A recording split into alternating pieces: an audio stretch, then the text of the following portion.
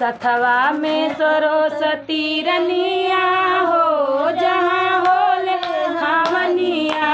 बड़ी भाग्यशाली जमिनिया हो जहाँ होला हवनिया। बड़ी भाग्यशाली जमिनिया हो जहाँ होला हवनिया। महक सुनी शंकर जी आए, सथवा में पार्वती रनिया हो जहाँ होला हवनिया। सथवा में पार्वती रनिया हो जहाँ होले हवनिया। बड़ी भाग्यशाली जमिनिया हो जहाँ होला हवनिया।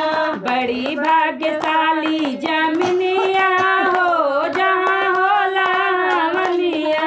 महक सुनी कृष्ण जी आए, महक सुनी कृष्ण जी आए। सथवा में राधा रनिया हो जहाँ होला हवनिया। सथवा में राधा रनिया हो जहाँ होले हवनिया। सथवा में राधा रनिया हो जहाँ होला हवनिया। सथवा में राधा रनिया हो जहाँ होला हवनिया। बड़ी भाग्यशाली जमिनिया हो जहाँ होला हवनिया। बड़ी भाग्यशाली जमिनिया हो जहाँ होले हवनिया। महक सुन गणेश जी आए, महक सुन गणेश जी आए।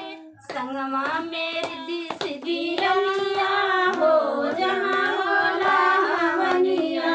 संगमा में रिद्धि सिद्धि रनिया हो जहाँ होला हवनिया। सथवा में रिद्धि सिद्धि रनिया हो जहाँ होले हवनिया।